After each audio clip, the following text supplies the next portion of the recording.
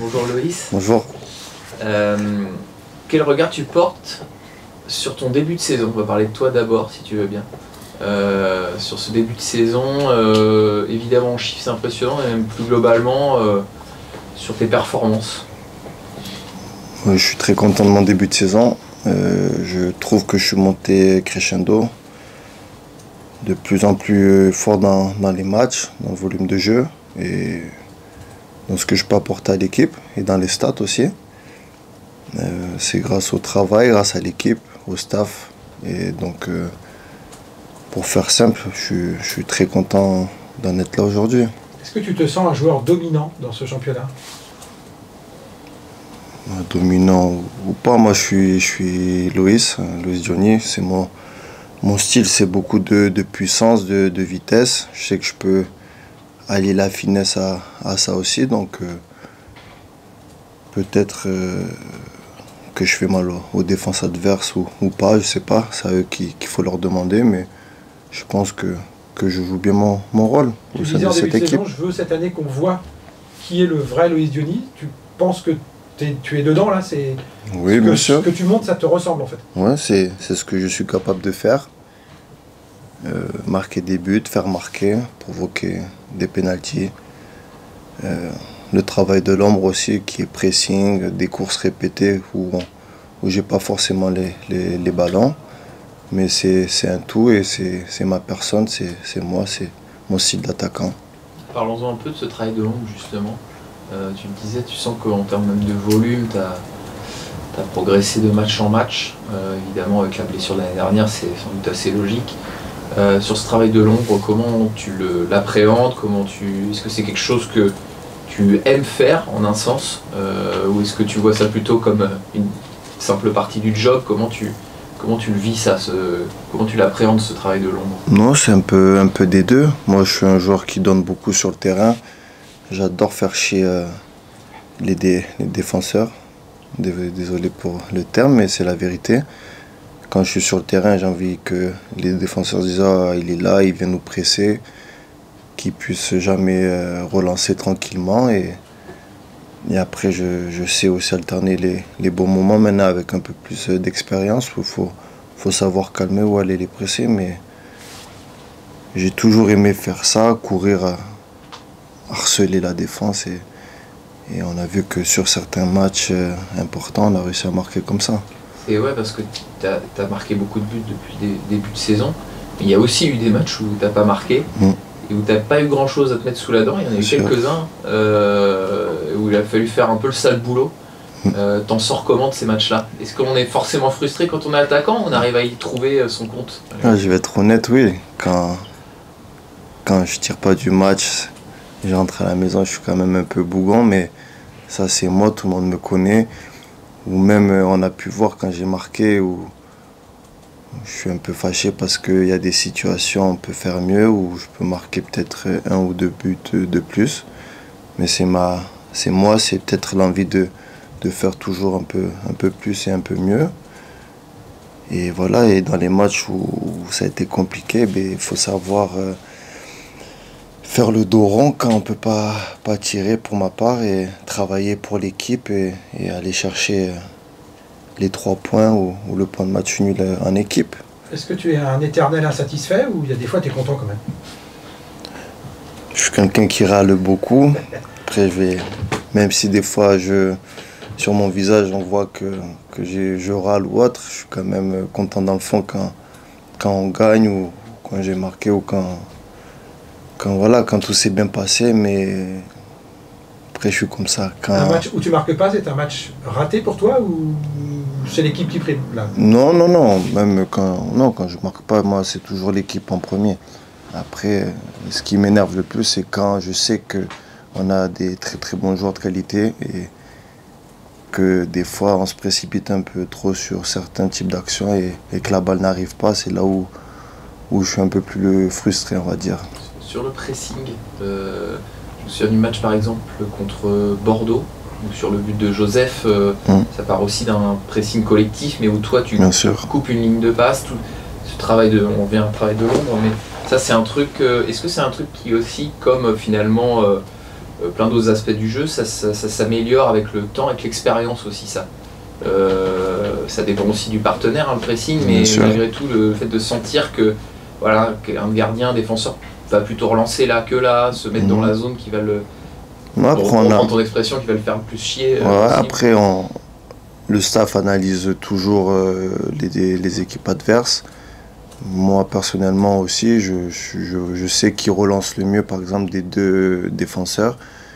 Et après, on se dit entre nous qu'il faut plus laisser la balle à un tel qu'à l'autre. Bordeaux, par exemple, c'était Barbet, il fallait éviter qu'il ait plus le ballon, vu que c'est un très bon relanceur. Donc dès que le gardien ou c'était le côté droit avait le ballon, on savait qu'il fallait presser. Et pour finir, avec l'expérience, quand on est plus jeune, on a tendance à presser un peu n'importe comment, à pas refermer la passe. Et maintenant, on sait qu'avec 2 pas, 2 mètres, tu peux bloquer énormément de passes. Donc c'est des choses aussi qu'il faut continuer à faire et qui se travaillent. Est-ce que tu juges mieux aussi maintenant ta capacité aussi à faire une certaine quantité de pressing sans perdre trop d'influx aussi, parce que ton rôle majeur ça reste quand même de marquer des buts.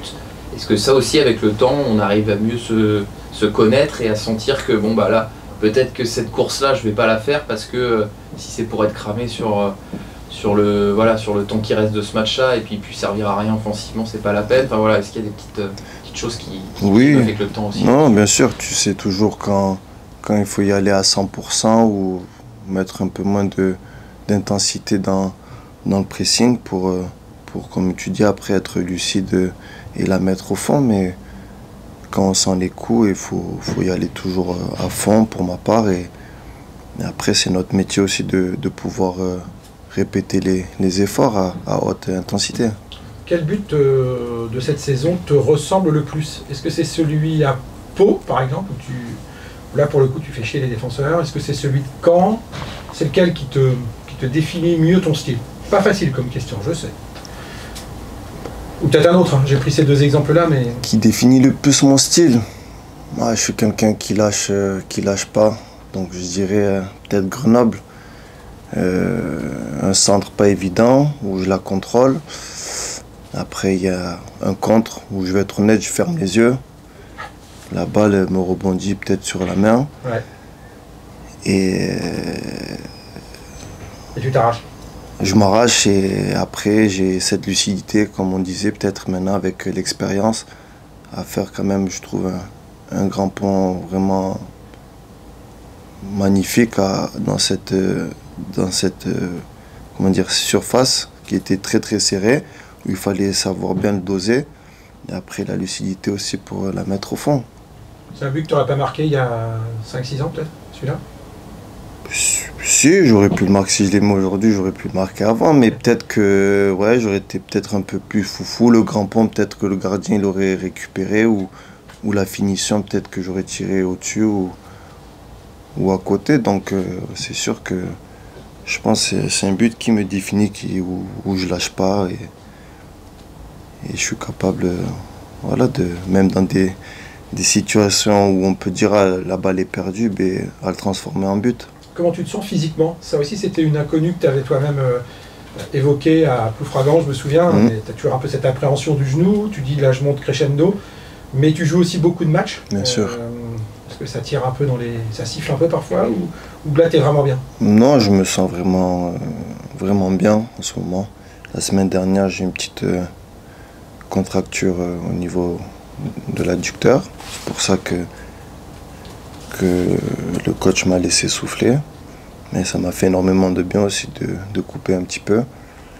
Et après voilà, je pense que je suis aujourd'hui au top de ma forme et à moi de bien finir l'année. Collectivement, cette dynamique, on a beaucoup parlé en début de saison de votre besoin de recréer une dynamique après la saison dernière. Maintenant qu'elle est lancée, que vous êtes sur une super série, est-ce qu'il y a aussi une vigilance à entretenir ce qui marche bien? Est-ce que avec des genres d'expériences comme toi et d'autres, il y a aussi voilà, un regard précis, une vigilance à dire voilà, quand ça marche, il faut aussi maintenir une forme d'exigence. Bien sûr, on ne peut pas se permettre de prendre les matchs, par exemple, contre un mal classé. On ne peut pas se permettre de le prendre à la légère, que si c'était un bien classé, il dira ben, ça c'est un match important, on va le jouer à fond. Non, je pense que tous les matchs sont très très importants, surtout en Ligue 2. Quand tu veux monter, aujourd'hui on est très bien classé et à nous d'aller chercher le plus grand matelas, on va dire, de sécurité pour entamer après une dernière ligne droite qui sera très très importante parce que la Ligue 2, on a vu l'année dernière le Havre, je crois, ils avaient 10 points d'avance pendant un très long moment et se jouent la montée contre Dijon à domicile, le dernier match, alors qu'on disait ouais ça y est, ils sont en Ligue 1, alors que non, donc je pense qu'il faut qu'on reste très exigeant et il ne faut pas qu'on se voile la face. Pas se dire que ça y est, le job est fait. Il y aurait déjà 2 matchs très importants là, où il faut ramener le maximum de points possible. Et après, il y aurait une deuxième partie de saison aussi qui va être, je pense, éprouvante parce que aussi les corps vont peut-être commencer à siffler, il va faire de plus en plus froid. Et voilà, ça sera à nous de bien gérer et au staff aussi. Excuse-moi, tu parlais du classement. Est-ce que vous évoquez cette place de leader? Est-ce que c'est quelque chose qui pour l'instant vous accapare pas trop, parce que ça peut aussi être un danger? Enfin, ce mot leader, il est comment dans le vestiaire? Il fait partie de votre quotidien Non, pas du tout. Pour moi, il faut qu'on reste dans l'esprit du chasseur, pas du chassé. Pour nous, la première place, elle est à tout le monde. Donc à nous de continuer à la chasser, même si c'est nous qui l'occupons. Et voilà, on va prendre match après match pour aller la chercher. Et la place de numéro 1 sera à nous une fois que le championnat sera terminé, si on est premier bien sûr. Être chassé, c'est pas bien? C'est pas que c'est pas bien, mais ça peut mettre une pression différente à certaines équipes, comme ça peut mettre aussi la pression inverse. Tu reçois le leader du championnat, tu peux trembler un petit peu, ou tu peux avoir ce surplus de motivation, on va essayer de les taper. Donc je pense que nous, faut qu'on reste dans notre bulle, la même mentalité qu'on a eu jusqu'à aujourd'hui. On a été toujours en dehors de la première place jusqu'à aujourd'hui. On doit rester pareil pour moi. Il ne faut pas que ça change quelque chose. Ouais, tu disais que ça allait être deuxième partie de saison, elle allait être dure aussi, éprouvante pour plein de raisons. Aussi sur le plan de l'adversité, le fait d'être attendu. Alors vous êtes leader aujourd'hui, mais je veux dire, même si vous étiez amené à être deuxième, oui. Par rapport à ce que vous avez montré en fait, sur la première partie de saison, il y a l'idée aussi que plus le temps va passer, plus vous serez attendu comme un gros de ce championnat. Ça c'est forcément un truc qu'on a en tête. On prépare pas ces matchs en fonction de ça, je m'en doute bien, mais on a en tête au moment d'aborder les matchs. Bon, après, je pense que nous, personnellement, on sait quand même qu'on est une grosse écurie de ce championnat parce qu'on a vraiment une équipe très complète et sur toutes les lignes. Après, les équipes, maintenant, elles avaient peut-être des doutes ou des craintes sur comment on allait réagir à cette descente, à cette année catastrophique l'année dernière. On a très bien réagi. Peut-être il y a des équipes qui se sont dit que ça allait durer qu'un temps, mais ça continue à durer. Et voilà, maintenant ils connaissent de plus en plus notre style de jeu. Peut-être qu'ils vont mettre des choses en place, mais je sais qu'on est très très fort quand on est tous ensemble. Et pour moi, depuis le début de saison, c'est pas avoir la grosse tête ou autre, mais pour moi, notre pire adversaire, c'est nous-mêmes. Donc, on a vu surtout à l'extérieur que des fois, on peut faire des choses catastrophiques et c'est pas forcément l'équipe en face qui nous met dans cette situation-là. Donc, tant que nous, on est sérieux, je pense qu'on va inquiéter encore beaucoup d'équipes, même si on va nous attendre un peu plus.